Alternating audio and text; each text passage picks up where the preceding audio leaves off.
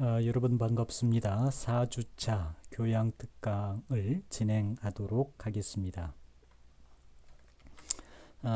교양 채플 주제는 보호해 주신 여호와입니다. 본문 말씀은 시편 23편 4절의 말씀이 되겠습니다. 시편 23편 1절에서 6절에 있는 말씀 같이 한번 묵상하겠습니다. 여호와는 나의 목자시니 내게 부족함이 없으리로다. 그가 나를 푸른 풀밭에 누이시며 실만한 물가로 인도하시는도다. 내 영혼을 소생시키시고 자기 이름을 위하여 의의 길로 인도하시는도다. 내가 사망의 음침한 골짜기로 다닐지라도 해를 들어오지 않을 것은 주께서 나와 함께 하심이라. 주의 지팡이와 막대기가 나를 안위하시나이다. 주께서 내 온수의 목전에서 내게 상을 차려주시고 기름을 내 머리에 부으셨으니 내 잔이 넘치나이다. 내 평생의 선하심과 인자하심이 반드시 나를 따르리니 내가 여호와의 집에 영원히 살리로다. 이 말씀 속에서 4절에 있는 말씀입니다. 4절에 보면 내가 사망의 음침한 골짜기로 다닐지라도 해를 들어오지 않을 것은 주께서 나와 함께 하심이라. 주의 지팡이와 막대기가 나를 안위하시나이다. 이 말씀을 가지고 이 말씀 속의 의미를 살펴보고자 합니다. 자, 세상의 모든 사람은 피해갈 수 없는 것, 또 가장 두려운 것이 있습니다. 그것이 뭘까요? 바로 사망입니다. 세상의 모든 사람에게 가장 공평한 것이 있습니다. 그 공평한 것은 뭘까요? 역시 사망, 죽음입니다. 이러한 사망, 죽음은 권력자가 되었든 부자가 되었든 지식인이 되었든 빈부의 차별이 없이 모든 사람들에게 공평하게 나타납니다. 돈이 있다고 해서 피해가고 권력이 있다고 해서 피해가는 것도 아니죠. 그래서 우리가 하루를 살았다라는 말의 의미는 우리가 하루를 더 죽음에 가까웠다라는 말이기도 합니다. 그래서 인생이란 죽음을 향해 달려가는 존재라는 것이죠. 성경도 죽음의 문제를 피해가지 않습니다. 창세기 3장 19절에 하나님께서 말씀하시기를 너희는 흙이니 흙으로 돌아갈 것이니라 말씀하십니다. 즉 세상의 모든 사람들은 모두가 다 죽음을 맞이할 것을 말씀하고 계신 거죠. 그러므로 우리는 매일 사망의 음침한 골짜기를 통과하는 삶이다. 우리가 하루하루 산다라는 것은 이렇게 사망의 음침한 골짜기를 통과하는 삶입니다. 그래서 본문에도 보면 내가 사망의 음침한 골짜기로 다닐지라도 라고 말씀을 고백하고 있죠. 인간에 있어서 가장 중요한 것, 그것은 뭘까요? 죽음입니다. 세상에서 출세하고 먹고 마시고 더 부유하게 살고 안락된 삶을 살고 세상에서의 자기의 꿈과 이상을 성취하는 것도 중요합니다. 그런데 그보다 더 중요한 것이 있는데 그 중요한 것이 뭐냐면 바로 이 죽음이라는 사실이죠. 죽음은 항상 우리 앞에 놓여 있습니다. 흔히들 태어날 때는 순서가 있지만 죽을 때는 순서가 없다고들 얘기합니다. 언제 어느 때 어떤 일로 인생의 마지막 죽음을 맞이할지 아무도 모릅니다. 따라서 죽음을 어떻게 맞이할 것인가를 사유하며 사는 것, 그 삶이야말로 가장 중요한 삶이 될 수 있습니다. 왜 중요하느냐? 인생의 마지막 죽음을 생각하고 준비하며 사는 사유의 삶을 사는 사람은 그 삶의 과정을 들여다보면 그 삶의 과정은 행복합니다. 그리고 또 하나는 삶에 있어서 가치 있고 유익한 삶을 살아가더라라는 것이죠. 문제는 매일 사망이 음침한 골짜기를 통과하는 삶이라는 것을 망각할 때 어떤 결과를 낳느냐? 마지막까지 이 탐욕의 늪에 빠져서 살게 됩니다. 죽음의 그 순간까지 인간의 본능적인 욕망을 쫓아가고 본능에 사로잡혀서 살아가게 되더라. 그렇다면 우리는 이 사망의 골짜기 이것을 어떻게 극복할 수 있는가? 이것을 이겨내는 비결은 무엇인가? 첫 번째는 영적인 힘을 키워야 합니다. 사람이 살아가는 데 있어서 가장 중심이 되고 기본이 되는 것이 뭐냐면 바로 영적인 힘입니다. 흔히 말하기를 우리가 육체가 중요하다, 또 정신 건강이 중요하다라고 얘기합니다. 그런데 육체도 중요합니다. 또 정신 건강도 중요합니다. 그런데 육체와 정신을 아우를 수 있는 힘은 어디에서 나오느냐? 바로 영적인 힘에서 나오기 때문에 가장 기본, 근본은 영적인 힘이라고 할 수 있습니다. 그 영적인 힘은 어떤 환경에서도 굴하지 않고 이겨낼 수 있는 바로 원천이기 때문이죠. 그러면 이 영적인 힘을 어떻게 키울 수 있는가? 두 가지입니다. 하나는 말씀이고 하나는 기도입니다. 말씀과 기도는 역경을 극복하는 힘이고 또 믿음으로 살아가는 힘이 있기 때문에 이 두 가지를 훈련을 통해서 우리가 갖추게 된다면 우리 안에 그 영적인 힘은 세상의 그 무엇으로도 빼앗아가거나 짓누를 수가 없을 것입니다. 그래서 예수님께서도 말씀하시기를 사람이 떡으로만 살 것이 아니라 하나님 입에서 나오는 모든 말씀으로 살 것이다. 그래서 예수님도 40일 광야에 금식하시면서 금식을 성공적으로 마칠 수 있었던 것은 하나님의 말씀을 붙잡고 계셨기 때문에, 그리고 40일 금식을 마친 뒤에 마귀의 유혹을 받았지만 마귀의 유혹을 물리칠 수 있었던 것도 역시 이 하나님의 말씀입니다. 그러면서 또 예수님도 기도 생활 하셨는데 기도를 통해서 우리에게 중요하게 말씀하신 게 뭐냐면 너희가 기도할 때에 무엇이든지 믿고 구하는 것은 어떻게 하리라? 다 받으리라 말씀하십니다. 기도가 왜 중요하느냐? 믿고 구하면 다 받기 때문에 우리가 기도해야 한다라는 것이죠. 그래서 우리 예수님의 삶을 들여다보면 그가 3년 동안의 삶에 있어서 마지막 하이라이트는 십자가의 죽음입니다. 그 십자가의 죽음을 이겨낼 수 있는 비결, 십자가의 죽음을 극복할 수 있는 그 힘은 딱 두 가지죠. 예수님도 말씀과 기도로 영적인 힘을 갖추었기 때문에 죽음도 이겨낼 수 있고 십자가의 고통도 이겨낼 수 있지 않았을까라고 생각합니다. 두 번째는 내세관입니다. 내세관을 확립해야 한다. 인생은 언제 어느 때에 사망이 찾아올지 모릅니다. 항상 사망이 노출된 삶을 살아가고 있습니다. 내세관이 확립이 되면 사망이 음침한 골짜기를 통과하는 것이 두렵지가 않습니다. 왜냐하면 사망은 인생의 끝이 아니라 또 다른 시작이기 때문입니다. 흔히 사람들은 죽음, 사망은 육체의 삶을 마감한 것이라고 끝이라고 생각을 합니다. 사망은 육체적인 면에서 보면 육체가 끝입니다. 그러나 육체가 끝난다고 해서 모든 것이 끝나는 것이 아니라 그 영혼은 영원히 산다라는 것입니다. 그래서 사망이란 무엇인가를 우리가 정의해 보면 영혼이 사는 집으로 들어가는 경계선이다. 육체와 영혼이 분리되어서 그 영혼이 사는 집으로 들어가는 경계선이 바로 사망이라는 것이죠. 우리의 육체는 사람들이 살고 있는 집과 같습니다. 그래서 건물을 아무리 웅장하게 세워도 시간의 흐름, 세월의 흐름 속에 결국 그 건물은 조금씩 무너지게 됩니다. 바로 우리 육체도 그와 마찬가지라는 것이죠. 시간이 지나고 세월이 흐르고 나이가 먹으면 어느새 우리의 몸은 조금씩 무너져 가게 되어 있고 마지막에는 완전히 무너지게 됩니다. 그런 후에는 어떻게 되느냐? 바로 영원한 집으로 들어가게 되더라. 그래서 고린도후서 5장 1절에 보면 만일 땅에 있는 우리의 장막집이 무너지면, 이건 육체를 얘기하죠. 육체를 얘기합니다. 우리의 땅에 있는 장막집, 육체가 무너지면 하나님께서 지으신 집 곧 손으로 지은 것이 아니요 하늘에 있는 영원한 집이 우리에게 있는 줄 아니라. 그러니까 육체의 장막 죽음인데 이 죽음을 당하게 되면 영원한 집으로 들어간다라는 것이죠. 영원한 집을 들어가는 데 있어서 어떻게 들어가느냐? 예수님 말씀하십니다.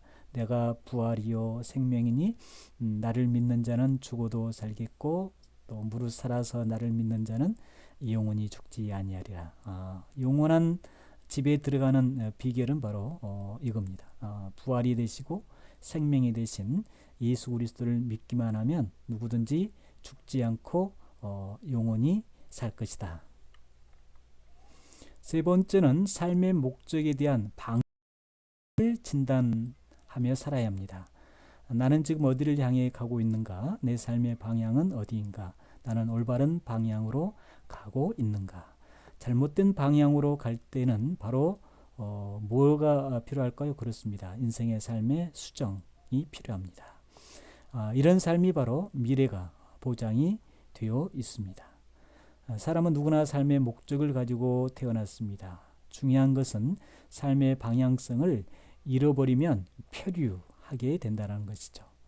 마치 배에 나침판이 없는 것과 마찬가지입니다. 아무리 거대한 함선이라 할지라도 나침판이 없으면 표류할 수밖에 없습니다. 그래서 우리 예수님께서 세상에 탄생하신 목적도 결국 한 나라의 왕이 되기 위해서, 아니면 세상에서 부귀영화 재벌이 되기 위해서, 군중을 선동하는 선동가가 되기 위해서, 부귀영화를 누리며 살기 위해서가 아니라 오직 십자가에 죽기 위해서 오셨더라.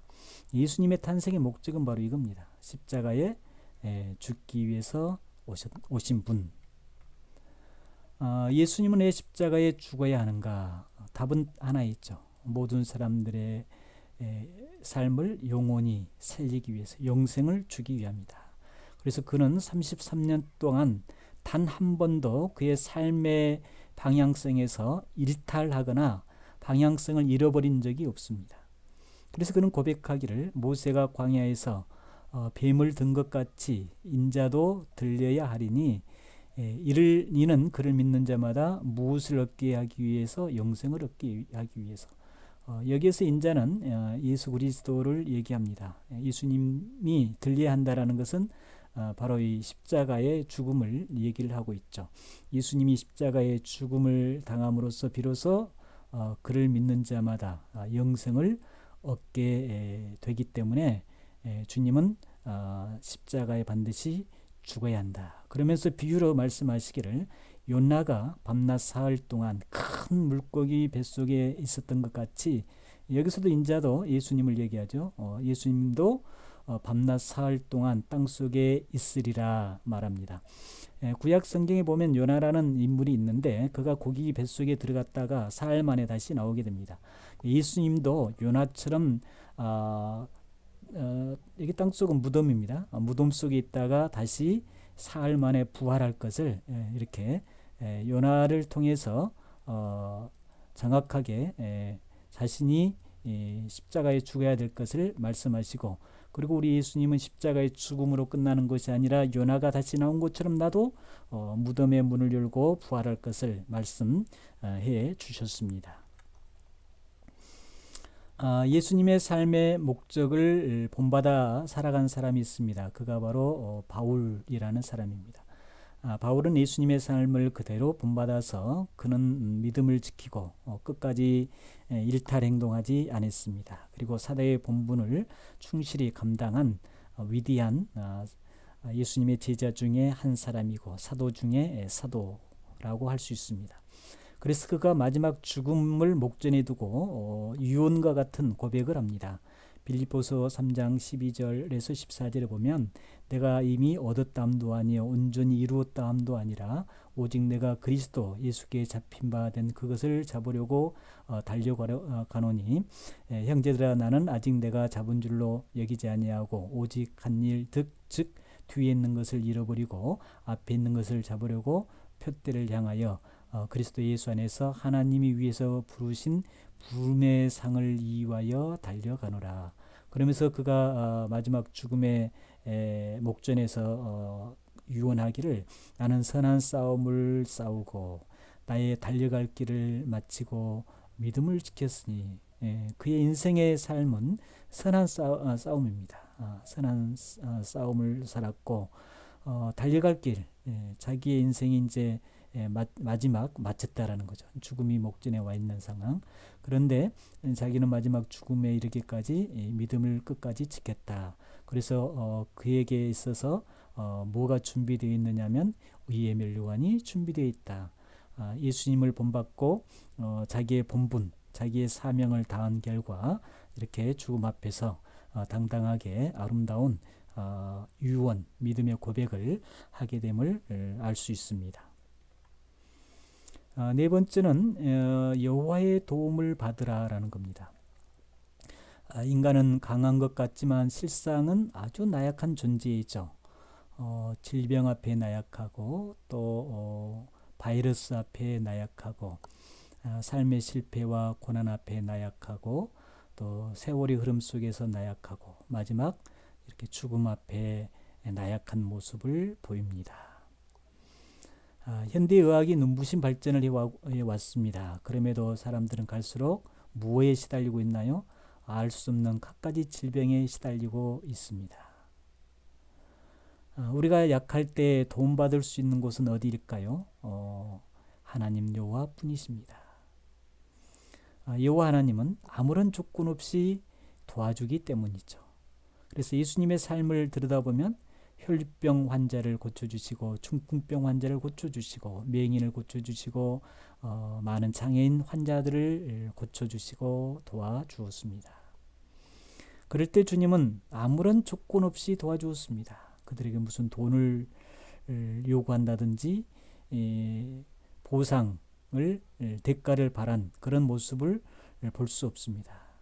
아무런 조건 없이 그들을 도와주고 그들을 위로해주고 그들 편에 서서 그들과 함께 하신 진정한 그들의 보시됨을 볼 수 있습니다. 그래서 우리 주님은 누구든지 도움을 요청한 사람이 있으면 거절하지 아니하고 도와주신 분. 그래서 마태복음 15장 25절에 보면 가나안에 한 여인이 있는데 자기의 딸이 귀신 들려서 고생하고 있을 때 예수님께 찾아왔습니다. 그러면서 고백합니다. 주님이여 저를 도우소서. 그래서 예수님은 즉시 그 여성에게 말하기를 여자여 네 믿음이 크도다 네 소원대로 되리라. 예수님께 도움을 요청했을 때 거절하지 아니하고 네가 원하는 대로 네가 간구한 대로 네가 부르짖는 대로 되리라. 그러자 그때로부터서 즉시 그의 딸이 나았더라. 예수님은 즉시 도와주신 분이라는 거죠. 하나님은 어떻게 우리를 도와주시는가? 우리가 힘들고 어려울 때 우리 주님 앞에 하나님께 도움을 요청하면 여호와는 항상 우리와 함께하여 주십니다. 우리를 멀리 외면하거나 우리를 못 본 채 하거나 하지 아니하시고 항상 우리와 함께 동행하신 분. 그래서 오늘 본문에도 보면 내가 사망의 엄침한 골짜기로 다닐지라도 해를 두려우지 않을 것은 주께서 나와 함께 하심이라. 우리 주님이 함께 하신다고 그랬습니다. 언제? 사망의 음침한 골짜기, 죽음의 문턱, 죽음의 그 순간에 놓이달지라도 우리 주님은 나와 함께 하신다. 사망의 음침한 골짜기를 다닐 때 양떼 곁에는 누가 있냐면 항상 목자가 있습니다. 양떼들은 목자가 곁에 있을 때에는 안전하게 이 사망의 음침한 골짜기를 통과하게 되는 거죠. 사망의 음침한 골짜기가 있다고 해서 두려워하거나 걱정하거나 포기한 그런 행동을 하지 않습니다. 누가 있기에? 든든한 목자가 있기 때문에, 그 목자를 믿기 때문에, 목자가 우리를 책임져 준다는 확신을 가지고 있기 때문에 무사히 그것을 통과할 수 있더라. 우리도 마찬가지죠.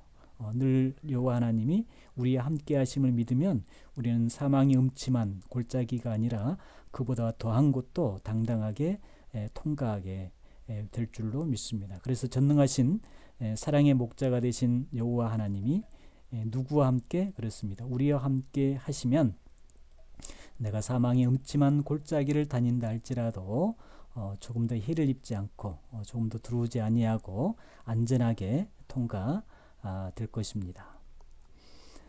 우리는 지금 어떤 어려움에 처해 있는가? 사업의 실패의 어려움, 경제적인 어려움, 또 질병의 어려움, 헤아릴 수 없을 정도의 많은 역경들이 있습니다. 그러나 그런 역경에 있다 할지라도 목자 되신 여호와 하나님이 나와 함께 하신다라는 그런 굳건한 믿음을 가지고 우리가 그것을 극복해야 할 것입니다.